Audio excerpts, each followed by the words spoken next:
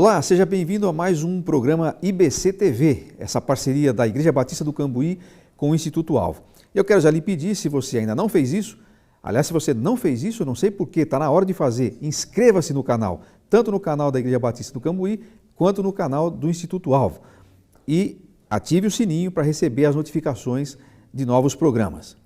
E continuando aqui com o nosso programa e com a nossa série, eu vou receber para a nossa conversa de hoje o nosso querido pastor Sérgio. Eu vou chamar pastor Sérgio, talvez seja a única vez que eu vou chamá-lo assim, depois você vai dizer como é que você quer que eu te chame aí.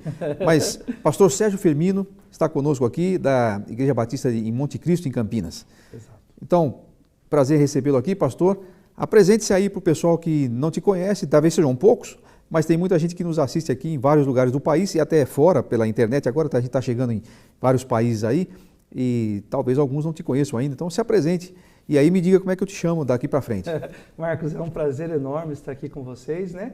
É do Projeto Alvo, do projeto da Igreja do Cambuí também.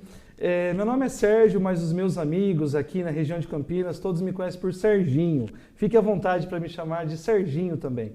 Eu tenho uma esposa linda, chamada Gislene, uma filha de 5 anos, a Isabela, e nós estamos ali como missionários, né? Num bairro aqui de Campinas, um bairro periférico, com mais de 30 mil pessoas ali, uma invasão, né?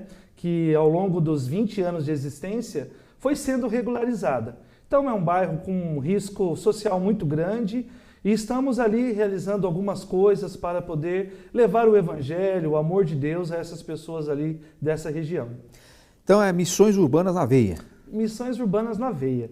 Interessante, Sérgio, porque muita gente está nos assistindo aqui, talvez em lugares cuja cidade tenha 30 mil pessoas, né? E você está ali num bairro, numa metrópole, Sim. como é Campinas, talvez uma das áreas de maior renda per capita do Brasil. Sim. E você está dizendo que você trabalha com pessoas em situação de vulnerabilidade social. Exatamente. E como é que tem esses bolsões aí? Explica um pouquinho para o pessoal, principalmente para quem não é de Campinas ou quem não é da região, que talvez não entenda muito essa dinâmica aí das regiões metropolitanas, né? Como é que funciona isso? Então, ali é uma realidade à parte, né? Há mais ou menos 20 anos atrás, houve ali uma invasão. Aquele terreno acabou sendo cedido posteriormente para essas pessoas que haviam invadido. E é multicultural, ali moram pessoas do norte do país, do nordeste, do sul do país. É uma miscelânea ali. Dentro do nosso país, que é continental, ali misturou-se muitas pessoas e a maior parte dessas pessoas vieram para cá para se arriscar.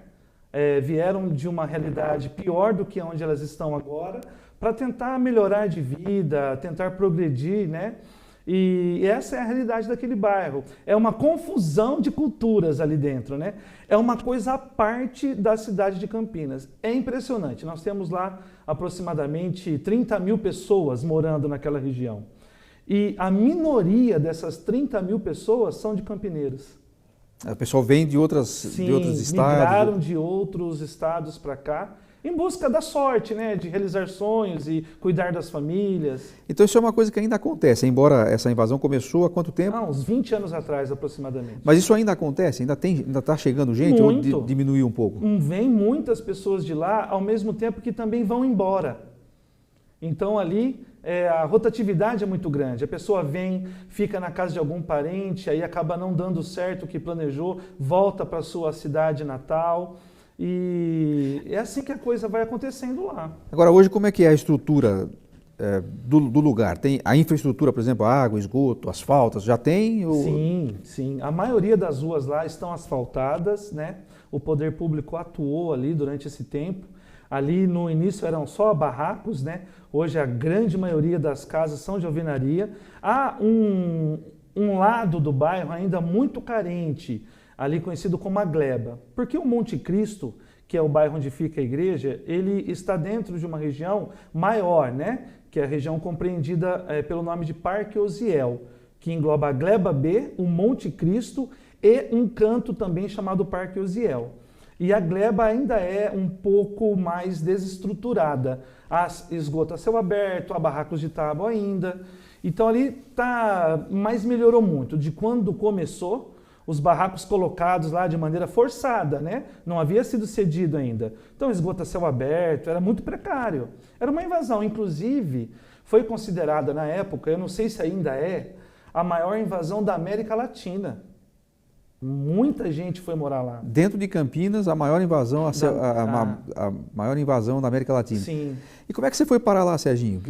A convite. Havia um projeto lá com o antigo pastor que ficou 10 anos lá, que começou do zero, levantou a igreja e... Mais ou menos da época que começou a invasão? Praticamente junto. Invadiram, depois de alguns meses ele chegou lá e iniciou o trabalho, né? E já um pastor que estava prestes a se aposentar, então eu fui convidado para assumir. Por que eu fui convidado? Que enquanto esse pastor estava lá, eu ia lá ajudá-los a realizar os cultos infantis, com muitas crianças, havia equipes de voluntários que vinham de fora para ajudar a cuidar dessas crianças. Eu fui algumas vezes lá. Acabei ganhando a confiança das pessoas que estavam frequentando a igreja na época. O próprio pastor se animou pelo meu perfil, achou que daria certo eu ficar lá, né? E foi feito o convite. Então você está lá há mais ou menos 10 anos? Não, a igreja tem 10. Tinha 10 quando eu cheguei, né? Perdão. E eu estou lá há 4 anos. Então a igreja tem praticamente 14 anos de existência. Ah, ok. Nunca foi autossustentável, sempre foi missão de uma outra igreja, né? E como é que é trabalhar dentro de uma metrópole, praticamente numa outra cidade, né? Dentro de Campinas, com essa realidade que você descreveu? Como é que é evangelizar lá? Irmão, a gente conta com a ação completa, total do Espírito Santo nos reinventando para que nós possamos entender como fazer isso da melhor forma para que a gente seja claro. E é complicado porque é multicultural, como eu havia dito. Então você se comunica com pessoas que moram no mesmo país que você, dentro da mesma cidade que é a sua, mas que são provenientes de vários locais diferentes, regiões diferentes, né? E a abordagem ela tem que ser mais facilitada possível. Então, mais simples possível. E fazendo isso sempre acompanhado com o desejo de levar o amor completo a essas pessoas. Mostrar para elas que você está ali, que elas podem confiar em você, que você está se preocupando com o todo, dentro das suas possibilidades. Que você vai fazer o possível para ajudá-las nas suas necessidades. Porque quando você está longe de casa, quando a gente viaja e a gente vai para um quarto de hotel, quanto melhor for, vai ajudar a aliviar a saudade que você tem da sua família e da sua casa. E como a gente disse, aquelas pessoas estão longe das suas regiões. Então você tratá-las bem, tratá-las com amor, procurar estender a sua mão para ajudá-las, eu acho que é um caminho muito importante. Você usou uma expressão aí, mostrar o amor completo. Isso. Achei interessante isso, chamou a atenção provavelmente o nosso telespectador aí atento. Aqui eu nunca sei se eu falo telespectador, se eu falo ouvinte, se eu falo... É quem está vendo, né? Quem está nos assistindo aí. Deve ter percebido isso. O que a história é essa de amor completo? A gente pode mostrar um amor não muito completo, então, pelo jeito? A Bíblia, ela é enfática em afirmar para nós que nós não podemos amar apenas de palavras, né? As nossas atitudes, elas validam aquilo que nós falamos. Muitas vezes nós pregamos o evangelho do amor, de um Cristo que padeceu pelos nossos pecados, né? E que foi o amor ao extremo, o amor materializado aqui na terra, na pessoa do nosso Salvador. E falamos com afinco, a coisa mais importante é anunciar esse amor, mas a pessoa que está te ouvindo está com fome, está com frio, acabou o gás na casa dela, ela acabou de chegar, ela não tem móvel algum. Então, se a gente consegue pelo menos angariar essas coisas básicas, auxilia aquela pessoa a se sentir amada e protegida. E é peculiar, porque você foi muito bem em nos lembrar na região em que nós estamos. É uma potência tecnológica, educacional, né? Uma metrópole com uma das rendas per capita maiores do país, mas que existe um nicho, um gueto, onde pessoas ainda passam por necessidades básicas. É interessante, quando a gente pensa em missões, ou quando a gente pensa até mesmo em obra social, a gente pensa nos rincões do país, né? E tem ali bolsões de necessidades bem desculpa a expressão, mas debaixo do nosso nariz aqui. Verdade. E às vezes a gente não quer encarar essa realidade, né? E aproveitando o gancho, o Parque Uziel é apenas um dos bolsões. Campinas ela é repleta de regiões que passam por dificuldades. Só aproveitando para... até não sei se você viu, na madrugada de domingo para segunda, 160 famílias de uma região aqui conhecida como São Martim perderam suas casas muito próximas, né? Algumas ainda não de alvenaria, pegou fogo e pela proximidade das casas, a tragédia se expandiu, 160 famílias. Então Campinas tem muitos lugares ainda de necessidades básicas. Agora, ali na igreja vocês trabalham, obviamente, a evangelização das pessoas. Com certeza. Né? Vou usar de novo a sua expressão aqui, do amor completo, né? Vocês estão anunciando o evangelho para eles. E como é que está sendo a repercussão disso? Como é que as pessoas reagem à mensagem do evangelho? Porque o evangelho é o mesmo, com certeza, mas as pessoas têm realidades diferentes, né? Exato. E como é que elas se aproximam do evangelho? Como é que a igreja tem percebido esse aspecto? Vamos falar primeiro desse lado. Sim. Nós percebemos lá que através das ações que nós tomamos, que as pessoas estão compreendendo que a igreja se preocupa com elas. Nós estamos engatinhando, né? Nesses 4 anos nós percebemos muitas evoluções ali, pelas ações que temos tomado. Acreditamos ainda que é um embrião de tudo que pode acontecer, do potencial que aquela igreja tem para realizar. Ela tem um espaço físico muito bom, que dá para se criar diversas alternativas lá. Mas agora, nesse momento, eu não sei se você quer que eu já fale dessas ações que eu estou colocando de uma maneira vaga, né? Sim, mas nós vamos falar dessas ações, okay. Você pode falar a respeito delas daqui a pouco, a gente vai ter um bloco só sobre elas.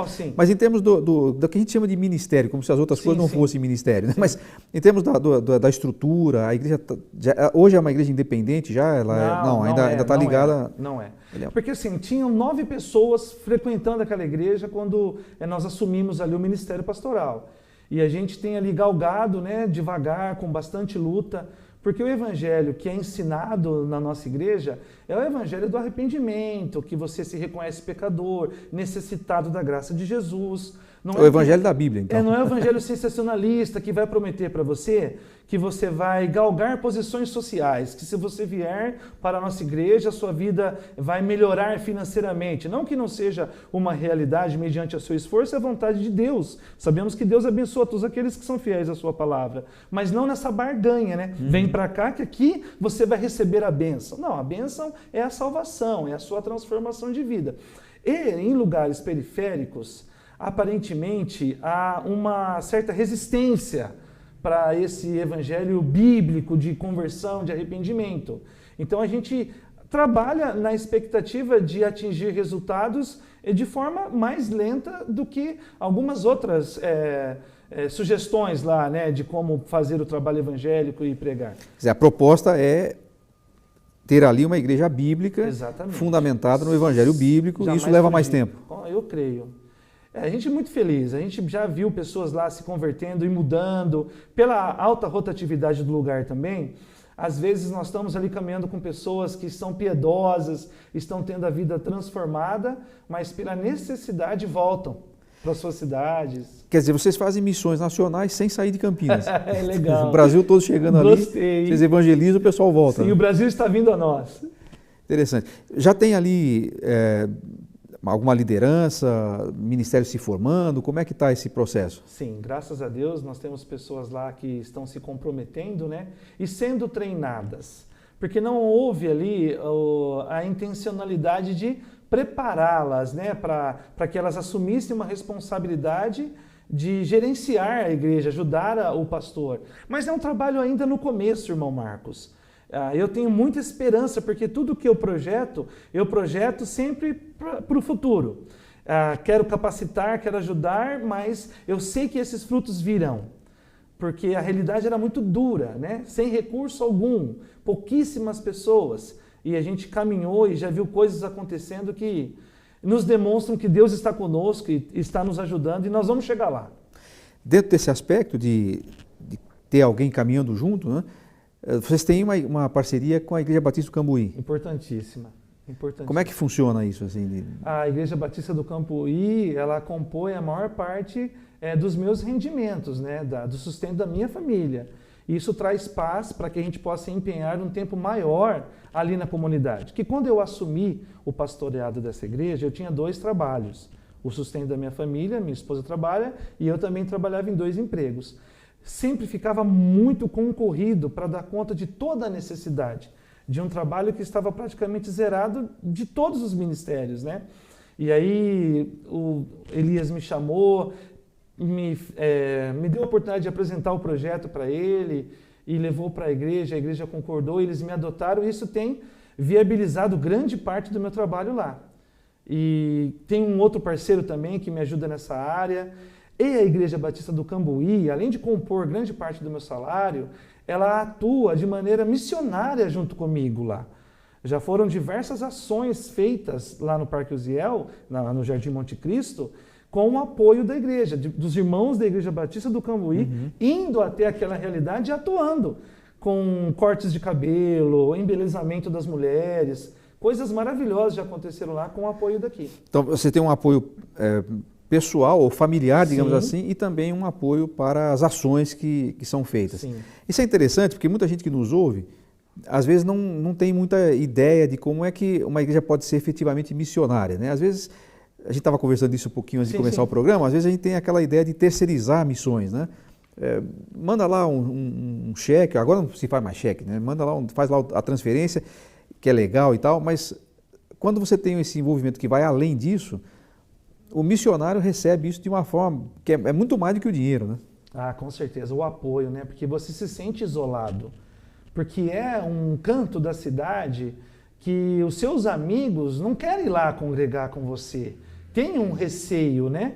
De quem está lá dentro sabe que não é para ter esse medo, ali as pessoas vão te receber, mas por todo o histórico daquele lugar, no início, quando invadiram, morria-se muitas pessoas lá, e o índice de criminalidade muito grande. Ainda tem algumas coisas, mas era um medo de pessoas se voluntariarem para ir te ajudar, né? Então você fica isolado, tendo que jogar nas 11, usando um termo popular, né? E quando chegou esse apoio do Cambuí foi providencial, foi um abraço carinhoso assim, e deu um novo ânimo, né? Para a gente continuar acreditando que estamos sendo úteis ali e que terá um resultado para a glória de Deus aquele trabalho. Legal. Bom, nós estamos conversando aqui com o pastor Sérgio Firmino, mais conhecido como pastor Serginho, que trabalha aqui numa igreja no Jardim Monte Cristo, em Campinas. Nós estamos conversando aqui sobre a sua experiência ali, os desafios ali. E no segundo bloco nós vamos falar um pouquinho mais sobre o trabalho chamado trabalho social. Não sei se você gosta de chamar desse jeito, mas nós vamos chamar assim, depois você explica melhor como é que é isso. Porque eu ia falar além de, mas esse já é vício, né? Não é além de, mas em conjunto com a obra de evangelização, são feitas ações chamadas sociais e a gente vai falar um pouquinho sobre isso. Então fique ligado, depois do intervalo voltaremos com o Serginho para continuar a nossa conversa. Good news. Good news. Good news. Good news. Good news. Good news. Good news. Good news. Good news. Durante a pandemia, surgiu algo muito interessante, muito legal, que nós fomos despertados a fazer algumas visitas. Essas visitas, elas surgiram no momento da pandemia em que alguns membros da nossa igreja perderam entes queridos. Então, decidimos fazer uma visita de consolo, de carinho a eles, demonstrando o nosso sentimento. Quando surgiu a ideia da visitação, a Priscila sugeriu que levássemos um mimo para as pessoas. E aí veio a ideia de levar um pão para cada pessoa que estávamos visitando. Durante a pandemia, eu procurei aprender alguma coisa sobre pães e fiz uma receita que eu peguei na internet e comecei a fazer esses pães. O mais importante disso não é o pão em si, mas a visita, porque ela é muito gratificante e nós sentíamos que as pessoas estavam felizes ao nos receber, porque aquelas pessoas sentiam uma alegria e chegavam até a chorar. O pão que nós levávamos não era um pão qualquer, ele tinha um ingrediente diferente, e esse ingrediente era o amor cristão que nós estávamos levando para aquelas pessoas que estávamos visitando. É isso aí que nos trouxe muita alegria de fazer esse trabalho. Depois disso, soubemos também de alguns idosos da nossa igreja que estavam emocionalmente bem abalados e decidimos então fazer essas visitas a eles também, sempre respeitando os protocolos de segurança, mantendo o distanciamento social, usando máscaras, e a gente sempre fica do lado de fora das casas, nas calçadas, na garagem ou até mesmo no hall de entrada dos prédios. A nossa equipe ela foi crescendo, pessoas foram sendo despertadas a participar e a se envolver com esse ministério. Hoje chegamos a quase 20 pessoas fazendo diferentes equipes, geralmente aos domingos à tarde, algumas visitas em outros dias da semana, mas já atingimos também 75 famílias visitadas durante esse período. É com muita alegria que eu venho contar sobre esse projeto e dizer o quanto nós estamos sendo abençoados e de saber que estamos levando um pouco de alegria e carinho para essas pessoas que estão em casa e em isolamento social. Good News. Estamos de volta aqui com o nosso programa IBC TV, uma parceria do Instituto Alvo com a Igreja Batista do Cambuí. E hoje estou recebendo aqui o pastor Serginho para falar um pouquinho sobre a experiência dele, o trabalho dele ali no Jardim Monte Cristo. No primeiro bloco a gente estava falando sobre como você chegou ali nesse local, onde havia um trabalho já iniciado e você está trabalhando ali já há algum tempo. Agora, você falou da história do amor completo. Sim. Falamos que você está lá evangelizando as pessoas e tentando fazer com que eles conheçam o evangelho completo, né, da Bíblia. E você falou também sobre as pessoas em situação de vulnerabilidade que vocês atendem ali. Como é que vocês demonstram, assim, que ações práticas vocês fazem em favor daquela comunidade e como é que isso funciona? Vamos falar um pouquinho sobre isso, acho que seria bem desafiador e inspirador saber um pouco mais sobre isso. É uma alegria poder falar sobre isso, né? O que move os nossos corações de fato é ter essa oportunidade de estar num local de vulnerabilidade social e poder agir, mesmo com poucos recursos, mas com muita fé, em pró a desenvolver soluções para que crianças e jovens não adiram o caminho mau, o caminho do crime, o caminho da droga, porque as portas são escancaradas para isso. Eu sou fã de esporte. Eu sou uma pessoa que acompanho esporte, gosto de praticar, não parece, mas eu gosto. Acho que gostei mais antes. Mas, enfim, sendo bem justo e honesto, quando nós chegamos lá, não tinha nenhuma perspectiva do que fazer. Não havia uma equipe, nós tínhamos pouquíssimo material humano na igreja, e eu passei a orar. E durante um ano, todas as quartas-feiras, com as poucas pessoas que se reuniam comigo nos cultos de oração, nós orávamos e eu pedia a Deus que Ele mostrasse algo que pudéssemos fazer nesse sentido, de abrir a igreja, de receber as pessoas, das pessoas terem algo lá em comum com a nossa igreja, né? Que elas não precisassem de uma bagagem evangélica, elas poderiam chegar, que elas teriam alguma assistência. E pedi muito a Deus que não fosse um assistencialismo, que fosse algo que pudesse ser independente, que pudesse se tocar, né? E não sabia o que era, Marcos, de verdade, estava lá no escuro e orando. Deus é fiel, Ele responde oração, ainda mais quando nós oramos aquilo que Ele quer que a gente ore. Orar para que Ele nos dê ferramenta para fazer a obra dEle. E, meu irmão, eu fico emocionado porque eu estava indo para o Visconde Porto Seguro ainda, para o colégio trabalhar, e por vezes, de um bairro próximo de Valinhos, eu pegava um Uber, ia de ônibus até lá, ia atrasado, chamava um Uber, 5 minutos eu chegava. E falava, eu sempre falei muito e pedindo ajuda. Falava, você não conhece alguém que possa fazer um trabalho voluntário, motorista de Uber? Conhece muita gente? Conversei com um deles, ele falou assim, eu faço um trabalho parecido numa determinada igreja. Falei, vamos lá, faz comigo. Não, não posso, eu já estou com o meu tempo todo tomado. E era exatamente um lutador de jiu-jitsu, esse motorista de Uber. Mas eu vou te dar um contato de um amigo meu. Eu, um ano orando. Liguei para esse tal de amigo. Jeconias. Falei, é crente, Jeconias. Com esse nome? Pode ser crente. Eu falei, Jeconias, aqui é o Sérgio, eu sou da igreja tal, que estou com vontade de fazer um projeto assim, tal. Rapaz, eu não posso, mas o meu mestre também tem esse sonho. Liguei para o mestre. Ô mestre, aí o nome do mestre é Buda. Aí quando Jesus quer, até o Buda serve a Deus e aleluia. O Buda, que é o Sérgio, o Buda começou a falar comigo e a voz do Buda me remontou lá na época que eu jogava basquete no meu bairro, na Vila 31 de Março, onde eu cresci aqui em Campinas, de um amigo meu. Ele começou a falar e eu comecei a relacionar. Ele luta arte marcial. Voz do meu amigo. O meu amigo tem um irmão que é professor. É irmão do Célio? Ele é meu irmão. Falei, é meu amigo de infância. Olha que absurdo que Deus fez. Ele me juntou com uma pessoa que era irmão de um amigo meu de infância, depois de 20 anos. Eu falei para ele, marcamos um dia, ele foi lá conhecer.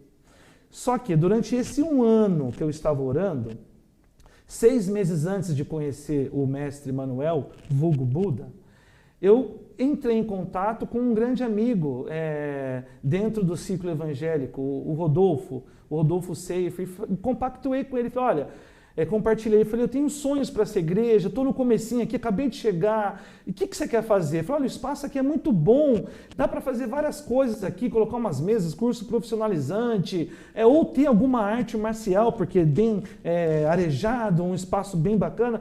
Se você conseguir um professor, eu compro os tatames. Então eu já tinha a promessa dos tatames. Eu falei, opa!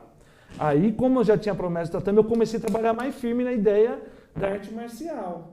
Quando eu falei com o Buda, apresentei o lugar para ele, ele falou, não, vamos fazer, sem aluno nenhum, sem ninguém para fazer, porque é arte marcial. Aí, já vou te falar por que me encantou essa ideia, dentro da vulnerabilidade social e da ideia de ter uma coisa crescente, não uma assistência apenas, que as pessoas fossem lá, comessem alguma coisa, não, uma coisa que elas pudessem tirar proveito para a vida, né? Aí eu falei, Rodolfo, é o seguinte, já arrumei o professor. É sério? Quantos tatames você precisa? Para começar, ele falou que tantos dá, uns 30. Depois a gente chegou em 50. Começaram lá ele, um professor adjunto que veio com ele e 2 crianças. Aí imprimimos panfletos, explicamos horários, distribuí na escola do bairro. Eu andava para a rua distribuindo panfleto, ele distribuiu panfletos. Só sei que depois de 1 ano de persistência, porque durante 4, 5 meses não aparecia ninguém. Não é futebol. Você joga uma bola no chão, não chamou tanto a atenção. Criança. Não, por quê? Você tem que ter kimono, então você tem que gera um custo, né? Você adquirir parte do uniforme para você fazer a aula. Tem que ter disciplina. Aí começa o porquê que eu me apaixonei com a ideia da arte marcial. Porque as famílias são famílias, na sua maioria, destituídas de muitas coisas.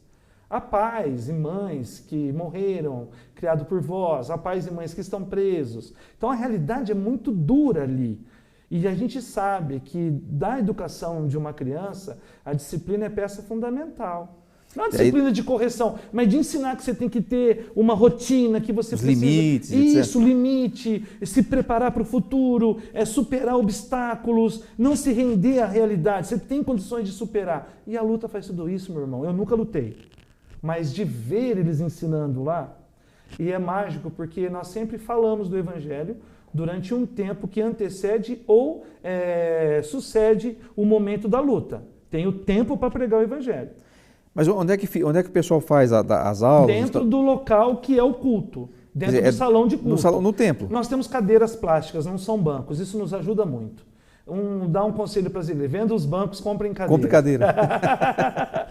Brincadeira, né? Tem muita igreja fazendo... Mas é que realmente, na prática, se tivesse lá bancos pesados e tal, como é que você ia fazer, né? É quase impossível de ter o espaço para poder fazer. E você falou assim, brincando, mas é verdade, as cadeiras dão flexibilidade para várias coisas, né? Até mesmo para a área de ensino, a gente trabalha com aula, né? Às vezes as dinâmicas e tal, exato. Faz o que você quiser. O layout fica muito mais flexível, né? Aí vocês tiram as cadeiras, botam o tatame. Sim, bota o tatame e empreende muito esforço, porque aos sábados, quando tudo estava funcionando redondinho, né? Após a aula aos sábados, porque as aulas aconteciam às quintas e aos sábados. Aos sábados tem o culto de jovens. E como esse sonho agora já ganhou mais força na igreja, mas no começo era um sonho meu de ver isso acontecendo, desse amor completo ser dividido. Acabava a aula, a gente pegava pano, rodo, lavava o chão antes do culto dos jovens. A aula acabava às 6 horas e eu ficava tocando, vambora que vai ter culto daqui a pouco, vambora! E aí limpava chão, limpava banheiro para a galera chegar para ter o culto de jovens. E aí... O último ano, Marcos, desculpa te cortar, mas o último ano foi maravilhoso. Porque esse empenho todo, essa movimentação antes do culto, começou a ensinar os meninos que são da igreja, que vão lá para o culto, a importância de ter aquele projeto. E aí eles começaram a nos ajudar a limpar. Começou a ter um envolvimento. Porque o que eu quero muito é que esse envolvimento ele ganhe um corpo onde que a igreja abrace essas crianças, esses jovens. Qual é a idade que é atendida? Começa a partir dos 6 anos de idade. É uma idade limite para começar.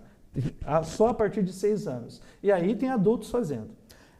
Até adultos. E incrível, eles têm 3 anos aproximadamente de projeto, disputaram torneios com essas grandes marcas, Grace, Tose, né? Nem sei se eu poderia falar isso, mas só para a gente ganhar a dimensão. Depois você corta aí, Maneco. Ganharam medalha de ouro. O pessoal ali da comunidade. A galera da comunidade. Os meninos que treinam ali com tatame doado, com kimonos doados, porque nós fizemos diversas campanhas. Então hoje você tem desde meninos... Meninas, sim, de várias idades. De várias idades, começando ali com 6, 7 anos, até adultos. Sim. Quantas pessoas hoje são atendidas no projeto? Nós chegamos a ter 50 alunos. Começamos ali do zero, não tinha ninguém, chegamos a ter 50 alunos.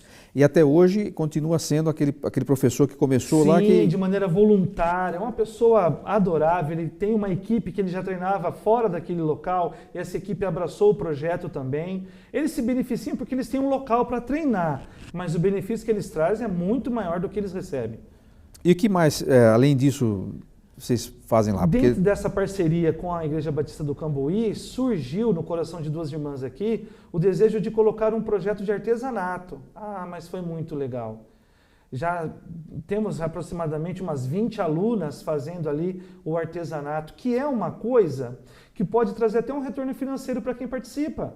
Dentro de uma região de vulnerabilidade social, a pessoa aprender a fazer algo que ela possa comercializar pode ajudar na casa dela.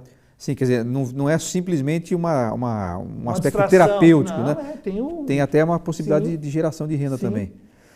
Agora, você começa a falar sobre isso, obviamente fica muito claro a sua empolgação com isso, né? O que é que leva uma pessoa como você tinha ali as suas dificuldades na vida, mas você estava lá com o seu emprego, sua esposa também, né? Tinha lá o seu emprego e tal, e vocês... de certa maneira, abriram mão de bastante coisa para estar ali num lugar que talvez não lhe dê tanta projeção, como pastor até e tal.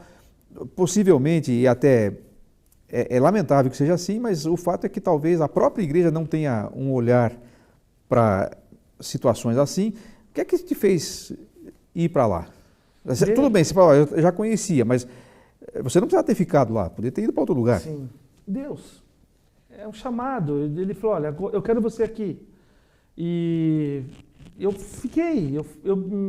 Eu falei, poxa, pouquíssimas pessoas, sendo bem realista, tinham lá alguns pastores que passaram por lá, né, para serem avaliados, não sei se eu posso falar assim, e eles mesmos já diziam que não queriam, mesmo se fossem convidados, não iriam. E eu falei, poxa, essas pessoas precisam ouvir o Evangelho. Esse bairro, existem muitas igrejas lá, Mas igual nós falamos, eu não estou condenando nenhuma outra igreja. Não tem nem como medir, nunca fui em nenhum outro culto lá. Mas eu sei de qual evangelho a gente quer compartilhar lá. Do evangelho de Cristo. Falei, eu vou ficar aqui. Essas pessoas precisam ouvir. Eu estou aqui, eu quero pregar para elas. Foi amor, o amor que Deus colocou no coração para ficar. Agora, nesse aspecto, você acha que pode haver uma pessoa que sirva para essa tarefa, digamos assim, e uma pessoa que não sirva? De repente, um chamado que você teve e que outra pessoa não daria certo ali. Isso pode acontecer? Bem provável que sim. Bem provável que sim. Deus usa das mais diversas maneiras, diversos irmãos em diversas etapas do Evangelho. Há irmãos que são mestres e precisam estar à frente de pastores ensinando. E é muito útil para o Evangelho. Eu não acho que exista algo mais importante no Evangelho, mas eu acho que as regiões de vulnerabilidade social também são muito importantes para Deus. E há pessoas que precisam ir lá e pregar lá. Mas eu creio que realmente tenha perfis. Não estou dizendo que eu não possa pregar para um outro público, mas eu posso pregar para esse público. Eu me vejo pregando para eles, eu me sinto ali cumprindo uma missão. Não é me dá prazer, é que eu quero cumprir essa missão, quero que essas pessoas ouçam o Evangelho. Mas eu concordo com você, eu acho que há chamados. Agora, independente disso, eu posso não ter um chamado para esse tipo de trabalho, mas posso apoiar esse tipo de trabalho. Deve apoiar esse tipo de trabalho. Por favor, apoie. Por favor, apoie. Porque às vezes a gente usa isso como desculpa, sim, até, né? Sim. Às vezes pode não ser uma desculpa, pode ser verdade. Sim. Não, eu não consigo trabalhar nesse tipo de trabalho, com esse perfil, com esse público, etc. Mas às vezes a gente não faz porque não tem o perfil e também não apoia, e poderia apoiar eventualmente, né? Acredito que sim, com certeza, porque os seus talentos, eles podem ser utilizados mesmo à distância. Você pode fornecer informações, dar conselhos, você pode fazer visitas, você não pode estar lá constantemente, mas pontualmente ir para dar uma palestra, fazer uma ação social, né? Você não precisa estar lá constantemente, como é o caso do pastor local, mas eu creio que sim, mesmo sem chamada, você consiga ainda atuar. E vocês como missionários, né? A família missionária, sim, digamos assim, qual é o impacto que isso causa para vocês? Quando vocês têm, por exemplo, você falou das parcerias que às vezes são feitas, das ações que são feitas, né, pela igreja aqui. Não sei se há outras que fazem esse tipo de coisa também, de ir até lá e realizar alguma coisa sob a sua supervisão. Não sei se tem outras igrejas que fazem isso, além do Cambuí. Assim, como a parceria ela é oficial com a Igreja Batista do Cambuí, né, é a igreja que mais apoia, a igreja que mais trabalha. Mas nós já recebemos apoios de outras igrejas ali. Recentemente, já nós vamos falar sobre isso, nós tivemos nesse período de pandemia e a maior parte daquelas pessoas que moram naquela localidade são de pequenas lojas, né, são do que fechou. As pessoas sobreviviam daquilo que fechou. Então houve uma necessidade gritante lá. E aí a ajuda veio de muitos lugares para a gente poder executar o que nós fizemos nesse período. Quando você fala muitos lugares, você está falando de... Muitos lugares de quê? mesmo. Muitos lugares mesmo, de todo o país? Fora do país até. Fora do país até. Quer dizer, é possível ajudar de forma prática. É possível ajudar de forma prática. E se alguém que está nos assistindo que é de outro lugar? Sim. Tem muita gente que está assistindo a gente aqui em estados, sim, mais distantes aqui. Okay. E quiserem, de alguma forma, apoiar o trabalho no Jardim Monte Cristo, especificamente. Isso é possível? Devem. Por favor, façam. Nos procure, né? Nós temos ali os canais sociais, né? A igreja tem uma página e ali tem o número do WhatsApp que é o meu, você pode nos procurar. A igreja tem conta bancária se você quiser fazer uma doação, né? Se você quiser enviar alguém para atuar de maneira pontual em determinada data festiva, está aberto. Isso pode ser feito também via a Igreja Batista do Cambuí? Tinha que combinar antes com o pastor Elias, mas com certeza eu acho que ele libera. Mas então, vamos colocar os seus contatos aqui. Sim. Vamos falar disso depois também no próximo bloco.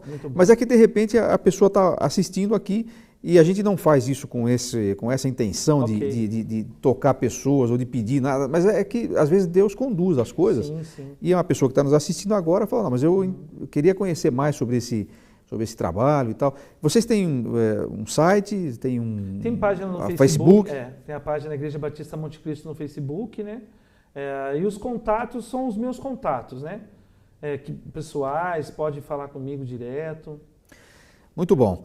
Então nós estamos encerrando aqui esse segundo bloco da nossa conversa com o pastor Serginho, e na volta nós vamos falar um pouquinho sobre os planos aí, quais são os projetos que você tem, e também falar um pouquinho do que aconteceu aí durante esse período de pandemia, como é que foi que a igreja reagiu às necessidades ali do seu entorno, e certamente vamos ter aqui a continuidade de um papo bem bacana. A gente nem percebeu, já foram dois blocos aqui, nós estamos indo para o próximo, vamos agora para o intervalinho, daqui a pouco a gente volta.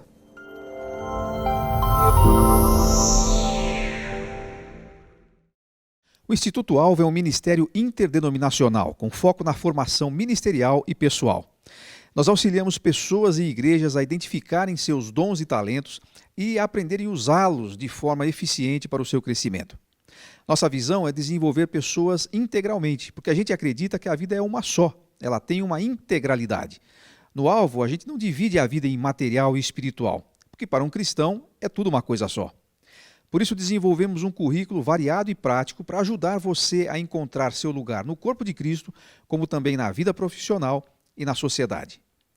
Nosso portfólio compreende 6 módulos com opção de cursos presenciais e online. Temos também uma linha completa de material para evangelismo, discipulado e estudo bíblico. São soluções completas para um desenvolvimento bíblico e saudável de sua igreja em todos os aspectos. Saiba mais acessando nosso site institutoalvo.com.br. Siga também as nossas mídias sociais: YouTube, Instituto Alvo, Facebook, Alvo Equipando, e no Instagram, @instituto_alvo. Instituto Alvo, equipando para a vida e ministério.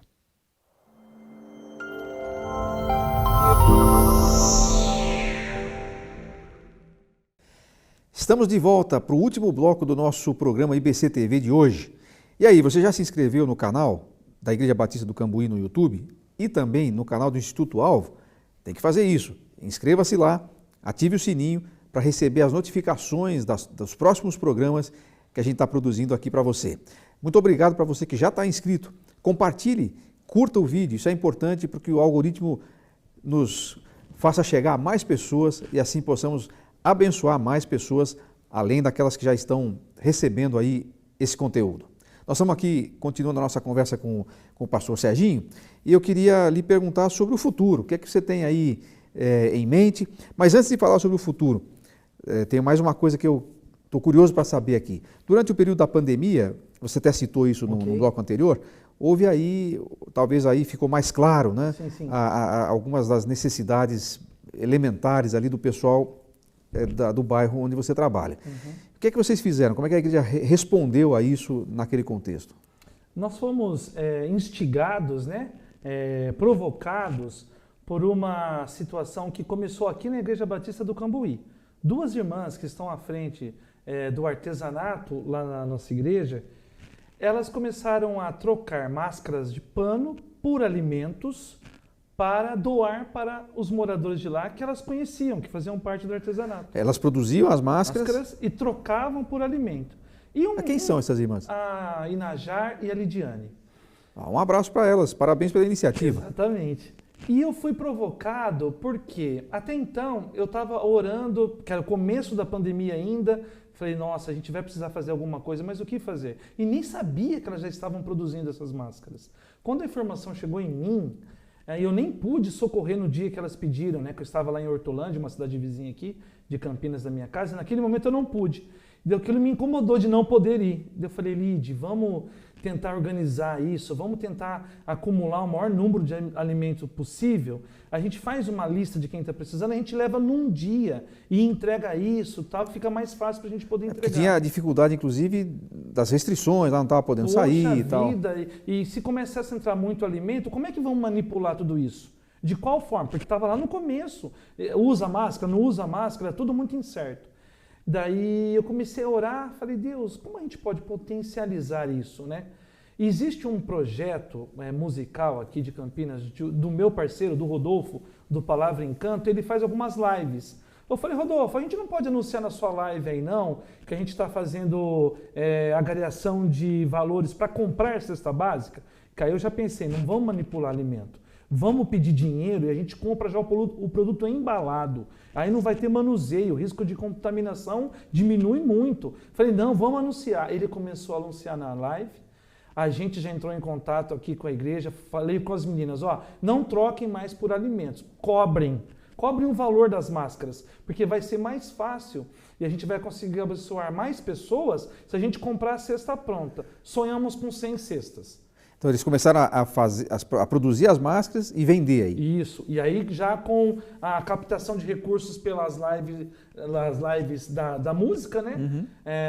E também contato de WhatsApp, a gente começou a pulverizar essa ideia de arrecadar recursos para comprar cestas. A ideia é 100 cestas. 100 cestas. Na primeira entrega foram 169. Ah. O Senhor superou as nossas expectativas. Isso dava em torno de 3 toneladas. Essas 169 cestas. Com as máscaras vendidas com as máscaras, e mais com a campanha contribuição pela da live. internet, divulgação via WhatsApp, pedindo mesmo, explicando motivação e pedindo. E nós pensamos assim, nós queremos uma cesta que abrace as pessoas.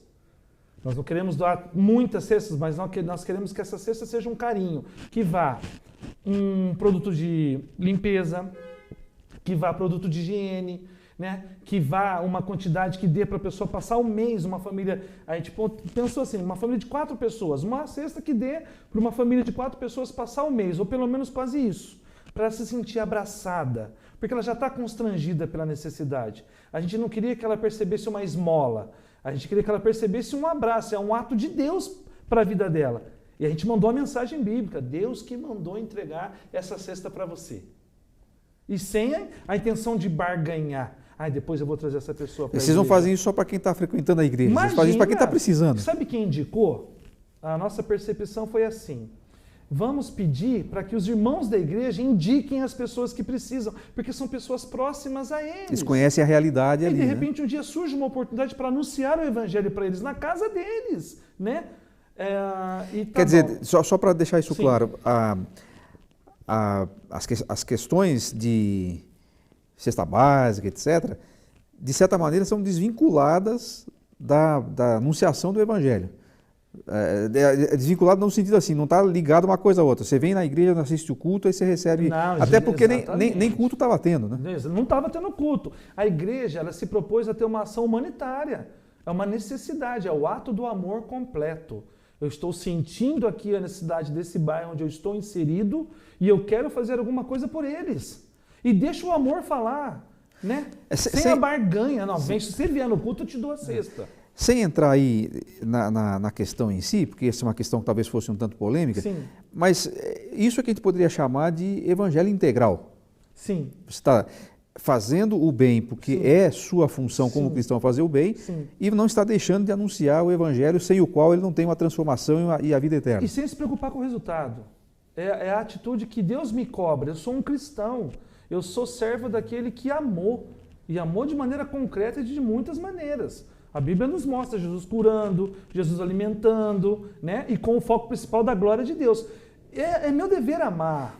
Pedro falou lá para Cornélio, quando ele estava anunciando o evangelho para ele, que Jesus andou por todo lugar fazendo o bem, né? E curando os oprimidos do diabo. Quer dizer, era parte do ministério de Jesus. Aliás, você estava conversando, antes de começar aqui a gravação do programa, você estava me lembrando de uma coisa muito interessante, que isso não começa sequer com Jesus. Isso começa, essa questão de fazer o bem... Antigo Testamento, a lei da respiga, que os israelitas, donos dos campos, não podiam colher todas as espigas, tinha que sobrar espiga para os órfãos, para os estrangeiros, para as viúvas.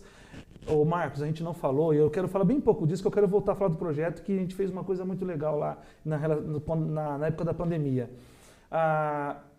Um dos viés que Deus, por onde Deus trazia o julgamento à nação de Israel, isso é muito claro em Isaías, Amós, Jeremias, Deus anunciando através de seus profetas, um dos viés era o abandono dos necessitados. Não é uma coisa dissociada da ira de Deus, faz parte da ira de Deus quando o povo de Deus não se preocupa com quem sofre. Não sou eu que estou falando, é a palavra de Deus que ensina. Então você... Estou trazendo julgamento sobre Judá, sobre Israel, por causa disso, disso, disso, e porque vocês abandonaram, vocês assaltam as casas das viúvas, vocês abandonaram os órfãos. A Bíblia fala. É uma crítica à insensibilidade com a dor alheia, né? E o cristianismo ele tem isso. Você citou, né? Jesus serviu. Né? É claro que não adianta você encher a barriga da pessoa que está indo para o inferno. Não é disso que a gente está falando. Não é disso que está falando. Eu sei que a gente ama, né? O amor tem que ficar em evidência. Há muita disputa. Há muita disputa por ter razão. Qual a ideologia está correta? Não, ama. Não é esse o Quer problema. acertar? Ama. Age por amor. Posso voltar a falar da pandemia? Pode falar, mas tem mais uma última pergunta a respeito disso ainda. Eu sei que você está querendo falar da pandemia, eu mas quero terminar o raciocínio porque aconteceu coisas muito legais. Então fale da pandemia, porque a gente tem... Esse assunto é palpitante. Fale lá, o que aconteceu porque, na assim, pandemia? Logo na primeira entrega, nós atingimos 169 famílias. Nós nos empolgamos. 3 toneladas. 3 toneladas. Falei, não, se a gente conseguiu 169, e é um fato, está acontecendo, é uma realidade de sofrimento, vamos pedir 200 agora. Pedimos 200. E o Senhor mandou 236. Deus sempre superabundou aquilo que a gente estava sonhando. Cara, a gente está falando de 18 mil reais, numa época de crise, todo mundo com medo, e Deus tocando corações e a generosidade aflorando. Querido, na terceira entrega, pedimos 200 de novo. Mentira, na terceira entrega a gente já colocou o alvo em 250. Mas aí a gente fez um alvo fixo, falou, olha, vamos tentar 250, indiquem os nomes. Aí os irmãos aumentaram as listas de indicações e da terceira entrega até a quinta entrega conseguimos entregar 250 cestas que totalizaram 25 toneladas de donativos. 25 toneladas? Porque nós em que período mais ou menos? 5 meses. 5 meses. E a gente recebeu doces, separado das ofertas em dinheiro, doces, material de higiene e limpeza, de beleza, que as meninas do Cambuí, além de produzirem as máscaras, ainda também juntaram kits aqui, um para cada cesta. Foi uma coisa de muito amor envolvido, né? Quer dizer, a pessoa que recebe aquilo está um percebendo aquilo como um não carinho. Não é uma esmola, ela está evidente que não é. Ela foi abraçada. Olha, se preocuparam até com o meu cabelo, com a minha pele. Serginho, tem muita gente que está nos vendo agora que está pensando assim, não, a pandemia não foi tudo isso, porque o cara não perdeu o emprego, o cara não deixou, a renda de alguns não caiu, etc. Mas como é que foi o impacto disso lá na comunidade? Foi muito sério, né? Durante esse tempo que a gente determinou 5 meses para distribuir, chegava áudio no meu celular de pessoas que estavam indicando as pessoas para receber, pessoas chorando porque não tinha o que dar para a criança. A gente teve que fazer várias ações. Nós tínhamos uma data para receber as cestas básicas, né? E aí depois uma data para entregar. A entrega era muito legal. Foi um projeto muito bonito pela solidariedade. Por isso que eu me empolgo em falar dele. Como nós iríamos entregar 5 toneladas, a partir do momento que virou 250 cestas, se tornou 5 toneladas num dia, sem ter aglomeração. Eu estou tentando sanar o seu problema com a fome, mas eu posso trazer você para uma aglomeração e te contaminar com o vírus. Eu tinha todo esse cuidado ainda... Cara, a gente começou a fazer contato com as pessoas, pedir para as pessoas usarem os carros das pessoas. E nós falamos hoje, o Parque Uziel, para muita gente ainda é um lugar hostil, as pessoas não querem entrar lá. Muita gente, pessoas aqui do Cambuí, pessoas de cidades vizinhas, muita gente se solidarizou. Pegou o carro, no horário que nós combinamos com essas pessoas, chegaram na igreja, a gente abria o portão, o carro entrava, a gente fechava o portão, porque a necessidade é muito grande, muito mais do que 250 cestas. Haveria tumulto se as pessoas soubessem que estava tendo distribuição de alimento ali. O carro entrava na garagem, a gente completava o carro com a quantidade de cestas que o irmão da igreja iria acompanhar aquele veículo, ele saía e entregava na casa das pessoas. Não teve Quer dizer, não teve aglomeração, vocês conseguiram cumprir todas as todo mundo com máscara, regulamentações e tudo? O motorista, se ele quisesse, ele nem precisava descer do carro, quem vinha de fora, abria esse porta-mala, colocávamos as cestas lá. Serginho, tem um ditado, não é versículo, tem gente até que acha que é versículo, mas não é não, mas tem um ditado que diz assim, quem quer arruma recurso, quem não quer arruma desculpa. Então, quer dizer, dá para fazer independente do momento, se é pandemia ou se não é pandemia, a igreja pode fazer isso e quando a igreja se dispõe a fazer isso, ela consegue fazer de uma forma que talvez poucas organizações consigam fazer, do jeito que foi feito, né? Eu só posso crer que tudo que aconteceu, da forma que aconteceu, 5 meses dentro de um lugar muito carente, sem nenhuma confusão, sem nenhuma briga na porta da igreja, porque foi um milagre. Por isso que a gente consegue. Que quando você faz aquilo que está no coração de Deus, é o próprio Deus que te dá as ferramentas para fazer. Eu tenho certeza, Marcos, que isso Aí você vai vendo isso no dia a dia ali do trabalho, né? vai acontecer. A nossa igreja tem 22 pessoas. A nossa igreja, as nossas entradas mensais não chegam a R$2.000.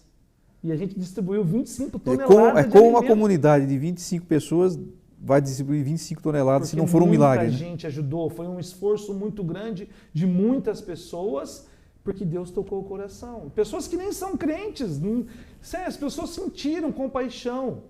Agora, interessante, por exemplo, de certa forma, esse projeto começa com as duas irmãs pensando nas máscaras. Exatamente. Provavelmente nenhuma delas pensou em entregar uma tonelada. Ninguém pensou isso. Mas quando a gente coloca o que a gente tem na mão de Deus, né? Você está falando, eu estou lembrando daquelas... Hoje estava lendo de manhã a história da viúva, né? Que Elias foi lá. Acabou a vasilha, mas não acabou. Essa é estou falando do Elias que chegou lá e falou assim, ó, faz aí um bolo para mim. Sim, mas só tenho para mim e meu filho. Não, faz que não vai acabar. Ela fez e não acabou, né? Quando Deus está no negócio, o resultado sempre é muito maior do que a gente pode imaginar, né? Agora, vamos pensar um pouquinho para frente. Okay. Nós estamos... o papo bom sempre acaba rápido, né? O que você tem aí de planos? O que você está pensando aí para frente?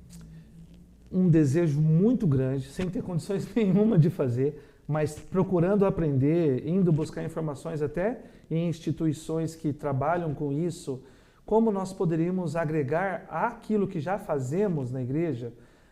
Nós já abrimos a porta para a comunidade, mas acaba sendo um público específico. Nem todo mundo consegue lutar. Eu mesmo tenho 2 lesões na cervical, eu não posso lutar. Coisas que pudessem atribuir valor contínuo para a vida das pessoas no que tange a melhorar sua situação social. Alguma coisa que pudesse ajudá-los a gerar renda? Curso profissionalizante é o que mais está falando ao meu coração. E uma outra atividade esportiva também, porque eu sou fã de esporte como ferramenta de inclusão, muito fã. Há muitos aprendizados no esporte que tem muito a ver com o evangelho, solidariedade, comprometimento. Eu estou sonhando, isso acontecesse, ia ser muito bacana, com balé. Porque a gente está num lugar agressivo, bravo, escuro, feio, e eu acho que o balé... As pessoas têm pouquíssimo acesso, talvez, a esse tipo de arte, né? Cara, imagina o balé trazendo leveza, as menininhas todas de coquezinho. Minha filhinha fez balé, eu vi ela sendo toda parecendo uma princesinha. Isso contrasta com a realidade do lugar, traz beleza, traz leveza. Mas assim, eu sonhando agora mesmo com um balé, eu acho que seria muito bonito, mas o curso profissionalizante atenderia de uma maneira especial. Quem sabe alguém está nos assistindo e talvez nunca pensou que pudesse ser útil em alguma área de artes ou alguma coisa assim, né? E quem sabe Deus move o coração de alguém para fazer contato e ajudar você a desenvolver alguma coisa. Eu falo ajudar você porque nós estamos conversando aqui, mas é a igreja, né? É o corpo de Cristo que está ali. Amém. Né? E de repente alguém pode se interessar. E dentro da balé a gente pode dar uma dimensão maior. De repente entra uma aula de hip hop, porque ali caberia naquela comunidade. Está no contexto. Sim, do contexto. E também você falou aí de algumas coisas na área profissionalizante, alguma coisa na área de capacitação profissional para pessoas. Um jovem que está lá sem perspectiva nenhuma. Quais são os espelhos que esse jovem tem? Nas nossas casas, os nossos filhos olham para os nossos esforços, veem como nós conseguimos ganhar a vida, né? Constrói ali na mente deles, pelo exemplo, o que eles vão precisar fazer para poder sobreviver, para poder ter uma profissão. E aonde não há o espelho? Então, eu vejo a necessidade de ter ali condição do jovem olhar, não para o cara do mal, que tenha a namoradinha mais bonitinha, porque tem a roupinha melhor, porque está envolvendo com coisa errada. Não, porque você trabalha, cara, você tem uma profissão, você vai conseguir passar a sua adolescência, quando você tiver a idade para trabalhar, você vai saber fazer alguma coisa.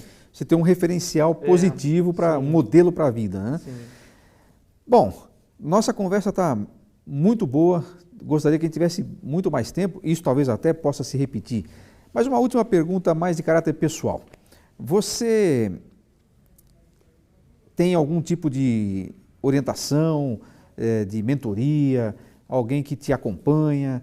Como é que funciona isso para você? Porque você está numa situação de bastante desafio, né? Às vezes aprendendo ali conforme vai vivendo as coisas e tal. Você tem alguém que te orienta especificamente? Como é que funciona isso para você? Olha, eu tenho e é fundamental ter. Eu aconselho a todos, independente de qual seja o tipo de trabalho que realiza, procurar alguém para você prestar contas, para você abrir o teu coração, alguém que você confie. E eu tenho a dádiva, assim, o presente de Deus de ser mentoreado pelo Richard, que é o pastor de missões da Igreja Batista aqui do Cambuí. O pastor Ricardo Sturz? Isso. Richard Sturz. Ele já faz aproximadamente 2 anos que ele me acompanha. E muitos dos meus acertos ali, muito consolo de Deus para o meu coração, veio através do Richard. E todo o trabalho que a Igreja Batista do Cambuí realiza, que nos ajuda lá, tem sustentado o ânimo, Deus tem usado isso. Mas o que o Richard faz por mim, eu acho que foi o fator principal que não permitiu que eu abandonasse, que eu virasse as costas, porque a pressão é muito grande. Você ministrar a palavra de Deus, você ir contra a cultura, né? E a cultura vigente já há um bom tempo, cada um faz o que quiser, porque o que importa é a minha verdade, não há uma verdade absoluta. Isso já é terrivelmente difícil para um ministro do Evangelho. Agora, você tem um contexto que, além de toda essa dificuldade, você tem as adversidades sociais para você lidar, eu ia explodir. Se não fosse o Richard, eu não teria conseguido chegar até aqui, ter sonhos futuros, né? Então, a parceria que vocês têm abrange vários aspectos aí, né? Tem a questão do sustento, sim, mas tem a questão das parcerias, por exemplo, com essas meninas que você falou aí, sim, na época da pandemia, sim, tem a mentoria, então é bem abrangente. É interessante saber isso. Às vezes as próprias pessoas que são da igreja, né? A gente está fazendo aqui propaganda institucional, a gente está só compartilhando isso, sim, porque existem pessoas que às vezes são da própria igreja e não têm uma ideia da dimensão que essas parcerias podem ter, né? E isso pode ser desafiador para pessoas que estão nos assistindo de outras igrejas que podem olhar para uma experiência assim e dizer, olha, a gente também pode fazer isso. Pode ser com o Serginho mesmo, pode ser com outras igrejas ou outros missionários, mas é interessante ter isso como uma referência, olha, funciona. Uhum. E quanto isso impacta todo mundo que está envolvido, né? Os membros da igreja, vocês lá, a sua família, a comunidade, etc. É muito retorno para um investimento que é feito, né? E às vezes, gestos simples, Deus potencializa de uma maneira que você nunca esperaria, né?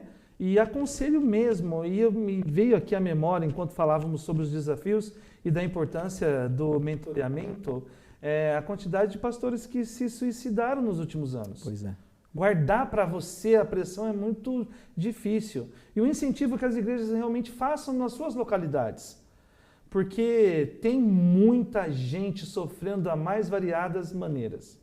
Não é só o aspecto social, material que traz sofrimento.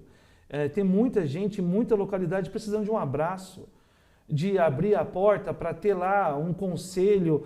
Vem aqui receber um conselho psicológico. Tem muita coisa acontecendo. Há muitas formas de abençoar, né? Muitas formas, gente. Serginho, quero te agradecer muito. Infelizmente, nosso tempo está esgotado. Que pena. Estou adorando conversar com você. Vamos conversar mais. Mas agradeço muito sua disponibilidade de estar aqui com a gente. Certamente foi bastante desafiador, inspirador para nós ouvir a sua história e o que Deus tem feito através de você. Deus abençoe você. Um abraço aqui do nosso programa lá para a Igreja Batista do Monte Cristo e para todo o pessoal da família e da igreja.